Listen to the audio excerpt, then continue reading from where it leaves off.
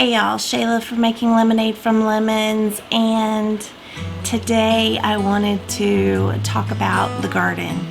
I know that it's winter, and for a lot of you guys it's too early to start thinking about garden. I do, my quail are singing to me. I do still currently have some things in the garden from whenever I planted my winter garden. I didn't plant a lot this year. I did plant some cabbages, and I planted some mustard. I also planted some kale, and I planted some turnips. I planted some carrots. They didn't grow. Actually they did start to grow, but then with everything that was going on, I neglected them, so they died off because I didn't water them when they needed to be watered. I also planted garlic, and garlic is doing great. So in North Carolina, Zone 7B, I really want to start planning my garden for the spring. Now, one of the things I also do still have growing that has not died off yet are some of my pepper plants. I brought them inside to see how they would overwinter. So some of the plants have died, probably due to a little bit of neglect. I'm really bad about plants inside my house, so I can get them started inside, but then I need to take them outside because I'm really bad about killing inside plants. So I have already gotten started on my plans for the spring garden, and like I said, I do need to get to start on that because I'm going to need to order seeds. I had planned on trying to get the trees out there cut down. That was one of the things that I was planning on doing. That has not happened at this point. Okay, so this is not super long. I am going to break this up into two sections. So this will be two different parts. I'm going to talk about the herbs and flowers today, and then on my next video I will talk about everything else that I plan on growing. So the first things first, some of my herbs and my flowers kind of overlap, and you'll see why in a minute, or in a few minutes. So the herbs that I plan on growing this year, some of them I already have started, some of them I have out in my garden currently, so I don't have to restart those, but I am still going to talk about that. I'm going to be talking about them as being plants that I am going to be growing. So alright, the first thing that I'm going to be growing, the first herb that I want to grow next year is basil. I did not grow much basil at all this last year, and I don't even think, I think I may have had one harvest of basil.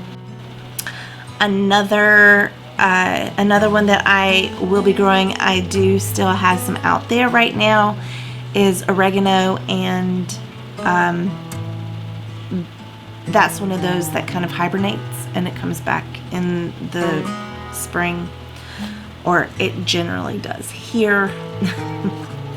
So thyme is another one.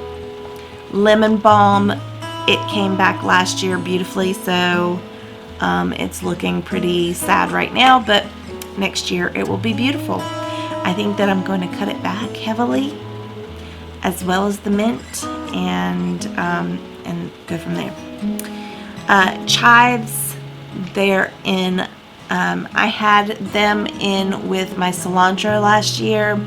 I have not planted cilantro for the fall like I did last year, and I didn't plant chamomile in the fall to overwinter it like I did last year, and I'm kind of sad that I didn't, but I will just start them inside and then try to get them outside pretty early in the spring. So mint is another one that I have growing. I mentioned chamomile and cilantro, and I am going to see about trying to grow some horehound. That is one of the things that is in cough drops and stuff, so I'm going to try to grow my own. Chamomile is a flower, and that's why I said that some of my herbs and flowers will cross over, but chamomile has a lot of medicinal properties, and drink it like a tea and that kind of thing. So anyways, lavender is another herb / flower. So rosemary, I have some of that growing out there, and it all looks wonderful. So St. John's wort is another flower / herb. Yarrow, the same. Dill is another. I have tried to grow dill the last 2 years I've tried to grow dill here, and it hasn't worked out too well, but I'm going to keep trying. Sage I have outside. I have 2 different types of sage. I have regular sage, and then I have pineapple sage, and I want to tell you guys that pineapple sage, I absolutely loved it, and I'm gonna cut it back because that thing got huge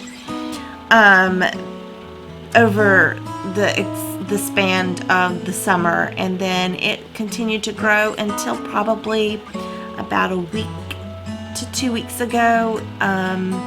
That's when we had our first really below 30 cold snap, and that's when it was taken out. It was fine until then. So anyways, so that's what I'm going to do. My flowers this year, I'm actually going to move my flower bed area. If you're new to my channel, I have a fence that goes alongside my house. Basically, it fences in my pool, which is not working right now. It costs too much to fix it right now. Unfortunately, it's not working, but we do have some area back in there that has generally kind of been grown up by vines and stuff from plants that the previous owner that owned this place had, and it's awful, to be honest. So I plan on clearing out all of that area and using that area to plant my flowers in. So I plan on planting zinnia, bee balm, borage, calendula, which my mom calls it calendula. And that one has medicinal properties, so it could technically be considered an herb. Feverfew, which is also has medicinal properties. Borage you can eat. Coreopsis, cosmos, daisies, echinacea. I have 2 plants out there. Well, I think that only one of them survived this last year, so I'll have that one, and I plan on growing some more, so I'm hoping to get some of those started. Marigold, I'm going to have a wide variety of marigolds because this last year I did not plant marigolds in with my tomato plants in the same grow bag as the tomato plants, and I had a lot more trouble with pests on my tomatoes. I didn't have that many pests on my tomatoes the year before whenever I planted the marigolds in the same grow bag as the tomato plants. So I'm going to try it again this year and see how it works. Milkweed for butterflies. Nasturtium, I had a whole slew of nasturtium this last year, and they were gorgeous and I enjoyed them so much. Pansies, those are generally cool weather flowers, and so they either need to be early spring or late fall. I'm probably going to do them in the fall next year, but I'm really wanting to grow some of those this next year. Poppies, I really don't normally have luck with poppies. I will get them to germinate, and then they'll get up to about an inch high and then die. So we'll see. I keep trying anyways.